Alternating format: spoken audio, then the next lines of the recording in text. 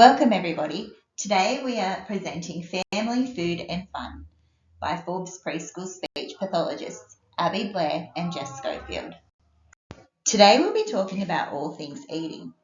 We'll be exploring family meal times and how we can best support our children. The topics include the division of responsibility, family meal planning, and ways to support our children with these meal times, including scheduling and seating, how we might build a meal, how we might be interactive in our meal building, having meals away from the home, overcoming those crazy battles with food, and the sometimes food debate. We'll also provide some information on picky and problem eaters and where we can get some help. Please note that this is not our work or our research. In this presentation, we are providing a range of resources and information which is based on evidence-based practice and research completed by experienced feeding therapists. There are links to our websites in the reference page at the end where you can find some more information. We'll be talking a lot about a responsive feeding approach throughout this presentation today. The Satter Division of Responsibility in Feeding is a framework developed by Ellen Satter, who is a dietitian and family therapist. It can help us in understanding and supporting positive meal times with our family. This is the evidence that supports what we'll be presenting today. Looking at the division of responsibility at mealtimes, we can separate it into two main roles. So as a parent, we are responsible for what food is served, all of the planning and preparing, when the meal times are and when snacks will be served, and where we serve our food. Parents are also responsible for setting the guidelines of what is expected at meal times and leading by example. We want to make family meal times a priority and include foods that help our family feel safe and part of a mealtime. And most importantly, we want to let our children grow up trusting their ability to eat and to get bodies that are right for them. As a child, my responsibility is to choose whether I eat and how much I eat. My role is to learn to eat the foods available and to grow with this food. The most important aspect is to learn to trust my body and make choices with food which will develop a healthy, lifelong relationship with food. My role, in summary, is to choose if I eat and how much. When we talk about family meals, we want you to think of this as your opportunity to not only nourish your family, but to also teach them about the foods that you want them to eat. If we never serve or expose our children to certain foods, how are they going to learn to eat them? Typically, we might serve a new food 3 or 5 times before we decide our children don't like that food and we won't bother serving it again. But from evidence, we know that children can need up to 20 or more exposures to a new food before they might try it. Trying a new food might look like picking it up, might look like smelling it, squishing it, licking it, moving it off their plate, and eventually move to them being willing to eat that food. It's also really normal and okay for our kids not to like or love every food. We all have different preferences and that's okay. It needs to be respected as well. Some tips for our family meal times. We want to include a safe meal at each mealtime. So that's something, a safe food at each mealtime. So that's something that our children like consistently and feel comfortable eating. That might be noodles or pasta or a piece of bread or something that you know that they eat every time. We might want to use divider plates, which can help our little ones who don't like food touching, and it might be a nice way to introduce a new food that you're not sure that they're liking just yet. We want to make meal times interactive, so this might look like kids serving themselves food off the middle of the table. Instead of putting their sausages on their plate, we might think about putting them in the middle and letting the kids use tongs to put that on their own plate. Getting our kids involved in planning and cooking the food. Model trying new things at dinner time, so that might be you picking up something that you don't normally eat and talking through the process of that. I don't normally like asparagus, but today I'm going to try and have a bite. Talking about the experience of that. It's crunchy. I don't think I've tasted anything that it tastes like this before. And I might have some more next time. In removing the pressure, We don't want our kids to grow up thinking that they need to finish everything that is on their plate. We want our children to grow up learning to listen to their bodies, eating enough food until they're full. Pressure to finish food often makes picky eaters pickier, and it stops our typical eaters from listening to their bodies. All right, let's look and review this model again before we move on. A parent's job is definitely to choose what is on the plate. So whether that be the bread, the raspberries, kiwi fruit, and scrambled eggs on the plate on the screen, we want them to choose where the meal takes place. So whether that is in the high chair for a small child, or at a kid's table, at the family dinner table, or it could even be outside on a picnic rug. So a parent must choose where that meal time is placed. And then when. A parent must choose when this meal and how long it might go for. A morning tea might go for 10 to 15 minutes. A dinner or brekkie might go a tiny bit longer, 15 to 20 minutes. That's a parent's choice to make. Then we have the child. The child's role is just to decide if they're going to eat. They'll look at the plate and decide. And then how much. It might be a little bit of toast. It might be the full lot of scrambled eggs. A few bites here, a nibble, a lick. All in all, that is their job. As a parent, it is our role to provide a predictable meal and snack routine. So this ties into the when in our roles, in our division of responsibility. So a routine helps kids know when food's coming again. So if we think of a typical day would be breakfast, lunch and dinner, and a morning tea and an afternoon tea as a snack. It's really important to keep to meal times and snack times so that we're building appetite between each meal. Children are more likely to eat well and eat responsively to their bodies if they're not constantly grazing and if they're actually hungry when it comes to a mealtime. We want to aim to only serve water between their meals and snacks because things like milk and juice do have a nutritional content and they will make them feel fuller, which might make them less likely to eat when it is a mealtime. If they're not feeling hungry, they're less likely to try new foods, they're less likely to engage in a positive mealtime with your family. Again, you decide the meal and snack routine and what's going to be served, and your child will choose which of these times they'll eat. Some days they might eat all their breakfast, a little bit of lunch and a bite of dinner. Other days it might be entirely in reverse. It can be really hard saying no to extra food for our kids.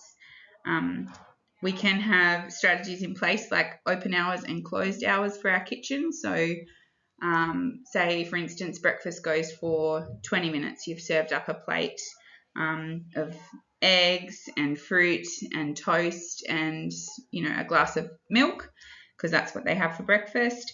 That stays on the table for 20 minutes and then you can see your child's cues that they've finished eating and they've had enough. We clear the table, the kitchen's then closed until 9:30 or 10 o'clock where they have their morning snack. Talking about it in an open and closed terminology can help our children understand that there is more food coming. More food is coming at 9:30 when it's time for our morning snack. And it's okay for them to build up appetite in between that. We've got a little example of what a typical eating schedule might look like for a preschooler. And it includes a bedtime snack, which we'll talk a little bit about later on. The next role of the parent is where the meals are served. We need to be really mindful of a place where the children can sit and eat and be away from distractions like TV or outside noise. Having a quiet and peaceful place to eat is really important. The meals and snacks should be at a table or at a bench or a mat, somewhere that really suits your family. And it should be consistent over the day. Your children will learn to sit at this eating place if they feel it's familiar and consistent. You might need to use a timer. Start with a minute per age and then increase every day an extra minute. This might really help their attention span. You can also reduce the time a child is by using a timer as well. You want to make sure that they're supported by the chair they use. We need to think about their feet. Having a stable base for their feet is really important, and having their hips, their knees, and their ankles at a 90-degree angle. So you can see some of the supportive chairs in the pictures. It's really important to have those core muscles while sitting activated and not using extra energy while they're sitting at the table and where they need to be chewing and swallowing and concentrating. We want to keep their priority on the food. You don't need any fancy high chairs or stools. Using the stools and foot supports are probably the most important thing. You can also use towels or extra chairs and stools on their feet. And we really want the mealtime to be as easy as possible for you. So having them at one of these chairs will make the distractions less and keep them focused on what they're supposed to be doing, which is eating. When building a meal for our children, we need to really think of so many things. We know that all food has lots of nutrition and that we need to use this information and skills to create a meal. As a parent, we think about foods, about making our children have the foods that they like, their preferred foods and their safe foods on the plate. So we would always want to include those things there for our child. Whether that we know they like to eat bread or we know they like to eat sausages. So including that on their plate for a meal. We want to build foods into their meal that they sometimes eat. They sometimes like cucumbers or they sometimes will eat some boiled egg. And then we need to know to build in foods that they are enjoying and foods that they do not eat yet. So that might be they do not like to eat some kinds of berries, or they don't like stir fry or steak. So we're always thinking about the types of things we can put on a plate to build a meal for our child. We want to serve foods from a range of different food categories. We want to include a safe food, a food they eat sometimes, and a food they're still learning to eat in every meal. And this will build their capacity to have more of the foods they might not enjoy. So what we can do to support building a meal is that we can just deconstruct the meal. So have the meals not served as a whole stir fry, but as noodles, the meat and the veggies separately on the plate. We might create a self-serve meal option. This is really, really successful with something like a taco, where you can have different vegetables on a platter, or a hamburger where they can pick and choose what types of things that they put on their hamburger. It's really important for the child's choice, and to build the fun around food as well. We want to include your child in the weekly planning of the meal or the cooking of the meal or the setting of the table. All those things will help you build a meal that a child might enjoy. And we want to focus on the experience of the meal together as a family, as your main goal. Being at the table as a family is just as important for your child to learn good eating habits. As the quantity of food your child eats will improve as the quality of interaction and experience the meal brings. And we want to take the focus off finishing the meal. We want it to be the experience instead. We really want to show your child that eating is fun. And the way we can do that with a child is to promote their imagination and to get them thinking about food and excited about food. So we might use, shapes and colours to help. a green smoothie, a green magic smoothie might be a great way to encourage drinking new fruits and vegetables. We might, make funny faces on our pancakes using, fruits and veggies. We might use a new or different utensil, little funny pickers you can use to pick up your fruits. There's lots of tongs available, knives and forks that are specific to children, which is really, really fun, and will get them looking and experiencing food differently. We might engage in some food play. So food play can be with food that we use specifically to eat, or food that is just for play. So food just for play might be, filling up a big Tupperware of pasta noodles or rice, or even just, peas and corn, where they can squish the peas and corn. This type of food play isn't, designed to be eaten all the time, but if a child, tries it, that's a great thing too. But you might just have that experience of food play in their regular meals, which might be, creating their own pancakes with different funny faces on them. Just getting your child to be involved in cutting their own food. The other thing to really, really support that eating is fun is to make that family style dining that we were talking about before, with tongs, having your food set out on the table where a child can pick and choose, and using those tongs can really make them take some ownership on what they like. And serving food for yourself and others, having a child take different foods around, like a waiter, can really, really make them enthusiastic about food. So here we have some of the tools that a child might really, really enjoy. There's some tongs, some safe, child-safe peelers and knives, which they can start to learn to use their cutting skills. And we have some little food picks there of animal shapes, which can be engaging. And they're your divider plates as well, keeping your food separate. So meals away from home can be quite tricky for most parents. When we talk about our responsibility in deciding what our children eat, where they eat it and when, if we're at a party or we're at somebody else's house, a lot of those choices might be taken away from us. It's important to feel empowered in how you are feeding your family and your child, and it is okay to let others know that you're working with your child on helping them to listen to their body and what they need, and to eat responsively to that. We want to let other people know what's working for our family and how they can help us with that. In terms of at a party, we want to think about trusting our kids and picking our battles. So we know that when children feel restricted, they'll often go into overdrive and will try their best to outdo themselves.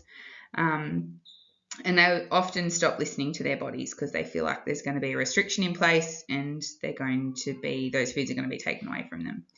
So some strategies around this might be getting a plate and going up to the party food table and helping a child build a plate of food that they can eat from, rather than standing at the food table and picking or continuing to go back. If your child has a plate of food, you might have some control over giving them encouragement to put maybe some of the fruit, kebabs on there, or maybe some veggie sticks on there as well. They might not eat that, but then they're picking off a plate that is a full meal. We've built a meal for them. We want to try and avoid using language, especially at parties and stuff, around unhealthy food or junk food, and just help our child to eat more mindfully at these occasions. The other thing that's really important is it's okay for different families to have different views and approaches and rules around food. So we want to keep our language and tone really neutral around this. Your child understands that everybody drives a different car or everyone lives in a different house. And so if we use these strategies, we can help our children to understand that parents feed their children differently and that families have different rules, and that's okay. So we are building a child lunchbox now. What does a typical preschool lunchbox look like? And what do we include for our child for preschool? There are lots and lots of questions we think about every day when we're getting our child ready for school. We can have a look at those lunchbox examples, but lots of different types of lunchboxes come to preschool. What we really want to focus on is having a great variety and combination of different foods suitable to provide your child with energy throughout the day. We want some protein and fats available, so whether that is some yogurt, cheese, and eggs if they're allowed, and some meat as well. The carbohydrates might be in the form of crackers or a sandwich, a roll, or a wrap. It might be some cold pasta, things that a child will give them energy as well. And then the fruits and veggies are obviously very, very important. Making and not limiting your child to just the fruits they like, having some new fruits in there. And, veggies can be served hot or cold as well, or soft or hard, giving them crunch or depending on what the child might like. And also having those snack foods in there, whether that is a packet food or a homemade snack that you make from home, because those are sometimes really important for children, showing what they've made with their mum and dad at home. We want to make sure the lunchboxes have a great variety and give your child some choice and control on what they might choose to eat for morning tea, and give them a sense that that they like and enjoy their lunch. We want to aim for balance of the schedule, of boundaries and choice. So we've talked a lot about the parents' roles in our division of responsibility. We want to move a little bit now into one of the biggest roles of our children, which is their choice, if they eat it, if they don't eat it, and how much they eat. And I guess one of the biggest questions that often comes up is, what do we do if they just refuse to eat their dinner? Because we all know we want our kids to go to bed with full bellies, so they have a full night's sleep. And often that's something that comes up a lot. And what we want to think about is how we can support our children's choices, and think about the outcomes of how we're supporting them. So our child's at the table, they're grumpy, they're not happy with dinner, they've eaten the safe food off their plate or whatever they wanted off their plate, and now they're refusing to eat anymore. You know that they're not going to be full. So we have some choices in how we can support our children to make their choices. We've listed a few on this slide. So the first one would be, let them know when the mealtime will be finishing and give them the responsibility. So, hey, we've got 5 more minutes of dinner. Is there anything else you want to eat off your plate tonight? If you think about the outcome of that, the child is still feeling in control. You're not entering into any power battles with them, and they'll essentially eat if they want to eat. Another option is you might tell them that they have to stay at the table until their entire dinner is finished, or they will be going to bed. The outcome of that is 100% going to be a power struggle with your child. And once you've said something like that, often we feel like we have to follow through. And the outcome of that is a damaged relationship with that mealtime and maybe that food that they're forced to eat. So you can see that that's not really supporting your child's choice, and it's also creating more stress and more hard work for you. Another option might be to cook them a different meal or give them a food that they're asking for that's not been offered at the mealtime. If you think about the outcome of that option, often what we then set up for them is this cycle where they go, no, I'm not going to eat that, give me something else. No, I'm not going to eat that, give me the 2-minute noodles. And once they know that cycle works, that's often what we're going to see repeating. Their choice again, the child's role in meal times is to choose whether they eat or whether they don't. So it's not their choice as to what is served. Another option is just taking the pressure off eating altogether. Talking about the food on the plate, talking about our day, talking about something they might have liked from their day, doing a check-in, really taking the focus off them eating their meal and putting the focus back on the mealtime being an interaction, a chance for connection, a positive experience with their family. And through that, often you'll see kids start to pick again, or kids start to comment on what somebody else is eating, or kids noticing that you've finished your plate and they haven't touched theirs yet. And they're all learning opportunities for that child to continue to engage in meal times, even if they're not eating. Another common option might be to say, well, you have to eat the rest of your veggies and then you can have some ice cream. So trying to give them a motivator to eat what you want them to eat off their plate. Again, that's taking away their role, and we're not trusting them in their role at dinner time. And often you're going to set yourself up to have to follow through on something that's going to be really stressful for you and really stressful for the child, and probably leave some negativity for them for the next mealtime. So if we think a little bit more specifically about this, a comment that we might hear is, oh, but my child hates broccoli. They'll never eat broccoli. They think it's disgusting. And we might have our child sitting at the table saying, oh, broccoli's gross. I hate broccoli. Why did you put it on my plate? We might have a few options on how to deal with this, and it's really important to think through the outcome of each of those options. So certainly when I grew up, eat your broccoli or you can't have dessert. Eat your broccoli or you can't leave the table. And if we think about the impact that has on a child's sense of control over mealtime, on their willingness to engage again next time in that mealtime, on their thoughts about broccoli the next time they see it on the plate, we can see that there's a lot of negativity building up. If we say something like, broccoli's a green food, it kind of looks like a tree, doesn't it? Do you think bunnies like to eat broccoli, or what animal do you think likes to eat broccoli? Did you know that green foods actually give us superpowers from sickness? So in that conversation, we're not actually telling the child to eat the broccoli in any way. We're talking about the broccoli. We're giving them some education, some information about the broccoli. We're getting them to have a think about, who might eat broccoli? Why would mum put it on my plate, or dad put it on my plate?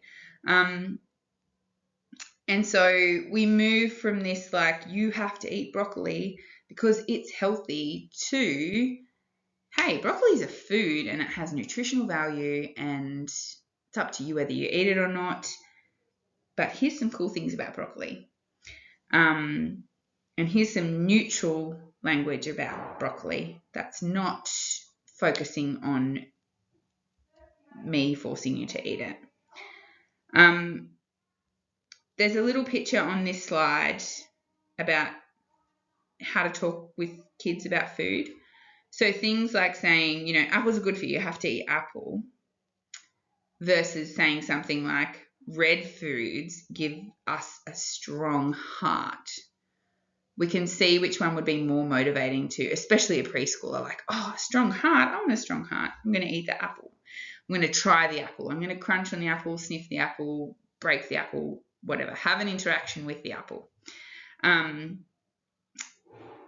if we move from talking about healthy foods versus junk foods, or sometimes foods versus, fruit first, then your sometimes food, we're moving from that really strict view of, fruit and veggies are healthy and everything else is restricted, which causes usually overeating or a fixation on junk food, to just neutral views about food. And if we can set that up for our children from the get-go, they're going to have such a different relationship with food.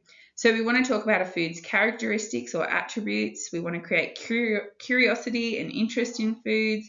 We might talk about how foods are crunchy, who eats them. We might play funny games with them. We might listen to what's different foods sound like when we chew them. We want to talk about things. So like if we're talking about eggs, we might be like, oh, these eggs are really smooth. They might be a boiled egg and they might be really smooth. What happens when I cut it? Oh, there's yellow inside. If we're talking about scrambled eggs, these eggs are so fluffy and bouncy. Look at them. I like the way they feel in my mouth. So when we talk about food neutrally, we're creating a neutral view for our children, and we're modelling that. I think the key to remember is that pressure to eat something that a child, like to eat a food that they're already feeling hesitant about, is going to create further resistance. So if there is my child sitting there saying, I hate broccoli, and I'm sitting there saying, you have to eat broccoli, I'm actually creating more resistance. For this time, I'm creating a power struggle. I'm creating a negative interaction at our mealtime, and I'm also probably setting up some negative views around broccoli for them for next time. If I'm taking a neutral approach and saying, oh, broccoli is really green, isn't it? I wonder how it gets this green. It looks like the trees. I wonder if broccoli grows like a tree. Maybe after dinner we can have a look at how broccoli grows. I'm taking the pressure off eating it, and we're just learning about broccoli as a positive experience, and maybe next time broccoli's on the plate, he or she might feel a little bit differently towards that experience. So some key takeaways, we're talking about colourful food but neutral language. So we're talking about not yucking on someone else's yum. So we do have a little visual later on in this presentation about food. All food is food. Food is actually neutral. Some food has a different level of nutritional content to other food, but it is all neutral. It is all nutritional, and we need to keep that in mind. We don't want to be yucking on someone else's yum. All foods are good foods. They're just, the difference is if they're good for you. So somebody who is allergic to, say, nuts might think nuts are disgusting because they've had a really bad reaction in their body, and their body tells them stay away from that. But that doesn't mean that we need to yuck on someone else's yum. We don't need to be like, oh, you're eating peanut butter, that's disgusting. The words around that are peanut butter is not good for my body, but peanut butter is good for your body. So just thinking about keeping the language very neutral. Neutral language fosters neutral relationships with food, which I touched on in the last slide. And when we're talking about new foods, we want to be objective. We don't want to talk up. So the first time, say your child is trying fish, you're going to be like, oh, fish is the most delicious food you've ever eaten. You wait till you try it. It's going to be the best thing. We want to keep it neutral, because the reality of it is that we don't know how they're going to accept fish. We don't know if they're going to really like the taste, if they're going to really dislike the taste. So if we've told them that it's going to be delicious and the best thing that they've ever tasted, and then they taste it and it's not, their level of trust in us and our ability to help them choose foods diminishes. So we just want to be objective. You might use words like, so if we're trying fish for the first time, it's really soft. It's white. There's some silver bits on the bottom. There might be some bones. Maybe it's got some crunchy crumbs on the outside. You might liken those crumbs to something else. So like it's got some crumbs on the outside. You know, like when we have schnitzel has some crumbs on the outside. This fish has crumbs on the outside just like schnitzel, but the inside is a little bit different. We might talk about it being easy to chew. We might talk about it smelling a little bit like the ocean. We might talk about what it does for us. So, you know, fish gives us brain power. Just keeping that language very neutral around the characteristics of the food, as opposed to, you're going to love it, it's really delicious, eat it all up, or seeing somebody else eat something you don't like and talking negatively about that. And it is something to be really conscious of within our own dialogue, because even as an adult, often it's something I pull myself up on, because I might make a little comment about something that I don't, you know, I have an aversion to salmon. And so the smell of salmon, it makes me feel quite unwell. But being conscious of that in myself, I can then manage the language around that I'm passing on to my children. We all know that children aren't going to eat each and every dinner or each and every meal that we serve them. It's our role as parents, like we've covered, to expose them to not only foods that they're comfortable with, foods that they eat sometimes, but foods that we enjoy eating as a family and our children aren't yet eating. So we know that there are going to be nights where dinner time is finished, they have eaten some, they've chosen what they want to eat from our dinner time, but you know that prior to bedtime they are going to be hungry. So we've got options because it's our job to decide when we serve our children food, what our schedule looks like. And a really useful tool in this is having a bedtime snack up your sleeve.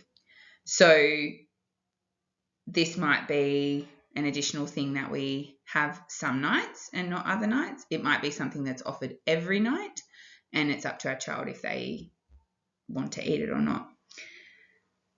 It's important, though, that this is treated as a different mealtime. This is not dinner and then, dessert straight after dinner. This is not, you didn't finish your dinner here, have a banana. This is a separate mealtime. So how we can implement this is we can finish our mealtime as normal. We clear the table, we continue on with our nighttime routine. So that might be, at our house, we have dinner, then we have a bath, we put our pajamas on, and we usually have some quiet time. And that is when I would offer the bedtime snack in the quiet time before bed. It's just really, the key is that it's separate to a mealtime. It's not an extension of your mealtime, because then we're feeding into that process of refusing dinner and waiting for the next thing. So you want to create some choice around it, but it's also your decision about what that is. So we've got some examples over here, which you can see they're kind of like balanced snack options. So we want filling, protein, safe foods that kids are going to actually eat before they go to bed. So you know your child and you know what they'll actually eat. You might want to keep the sugar down at after dinner, just because obviously it's really fast, really quick energy. So we might think of more sustainable energy options. So maybe some apples and peanut butter and some berries, maybe a banana, maybe some oat biscuits and some milk, maybe a yogurt, some peanut butter on toast, some carrot and dip.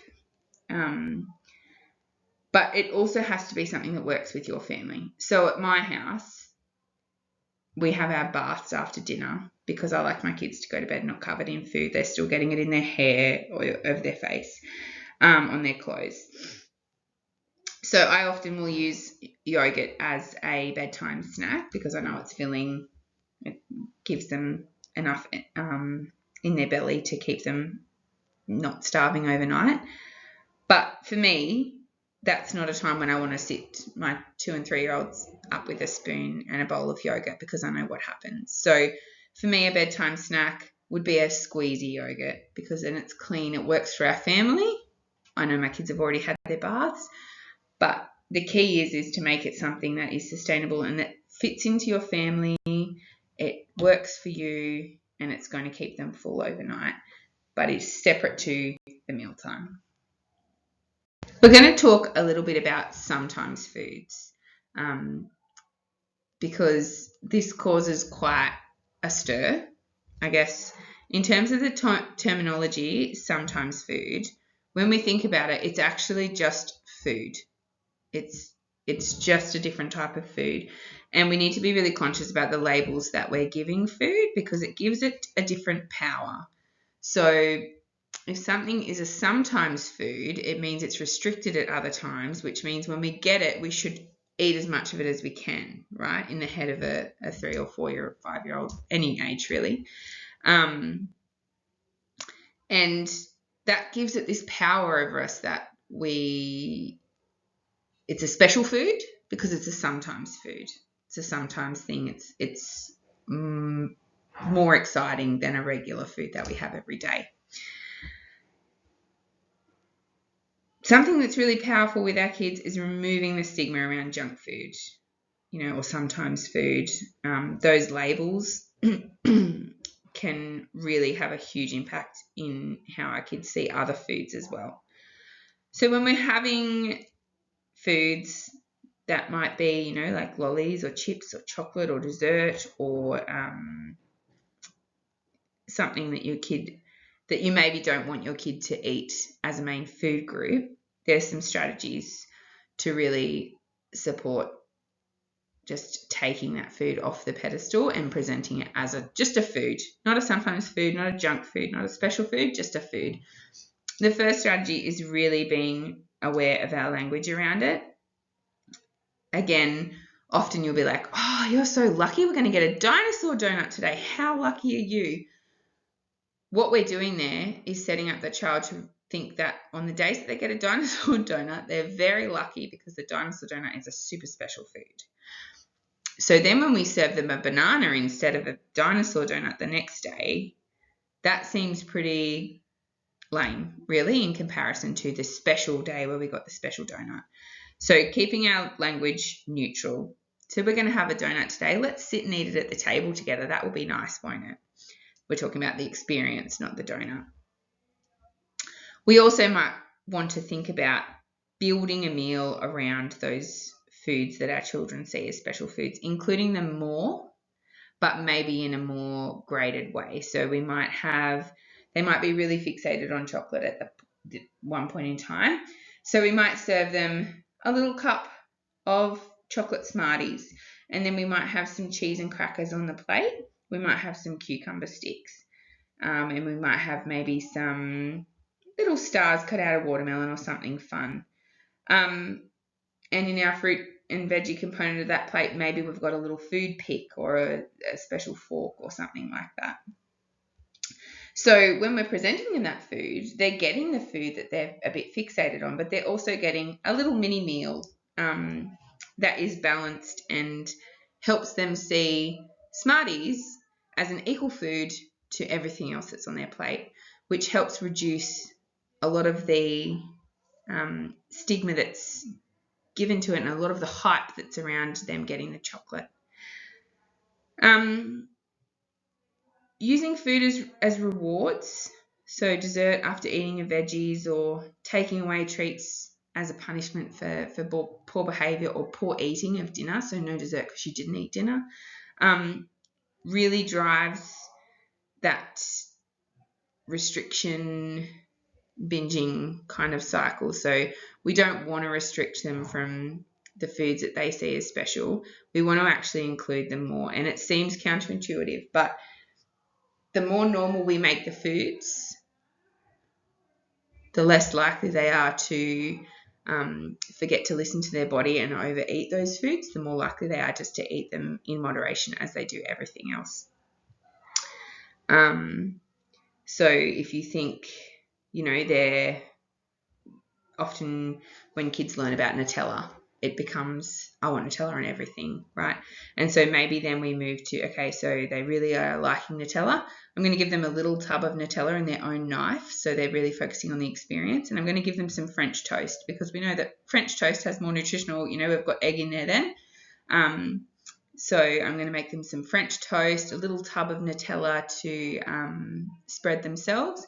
And I'm going to put some fruit there, and then encourage them to maybe make a funny face on top of the Nutella because maybe then we'll get some more fruit into that meal as well. So then you've built a little mini meal. You've built an experience and you've really taken away the stigma from the Nutella, made the experience about the experience of eating and making that, and included a lot more nutritional content into that meal. So now we have finished talking about preparing meal times and supporting meal times with our children. We just wanted to talk a little bit about when a child might have some fussy eating signs. We know that many children might be picky eaters or fussy eaters throughout their childhood years, and they might flit in and out and fluctuate with these eating patterns. But we also know that there's some children who might require some more support with their eating. So we just wanted to talk a little bit about the two kind of types of eating. So we've got kind of a picky eater or a fussy eater, as we might know. These children, have a decreased range of foods. They might eat, approximately 30 different types of foods. They can be they'll be able to tolerate new foods on their plate, but they may not eat it. They might lick or touch or allow it to be on their plate, but complete refusal of it being there isn't happening. They might enjoy lots of foods and then all of a sudden stop enjoying that food and refusing it. So that is called a food jag.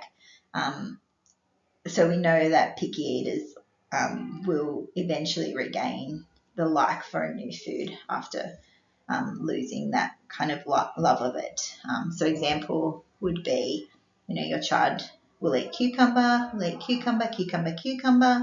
over weeks, and then all of a sudden might stop eating it.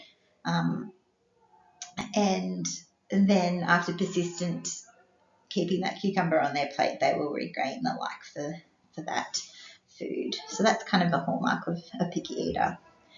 Picky eaters might eat at least one food from most of the food groups and or textures. So they might enjoy yogurts which are puree. They might enjoy some hard or crunchy foods like an apple or a biscuit. They will have a chewy food and they might have a soft food. So they might have a few different types of textures in their food repertoire.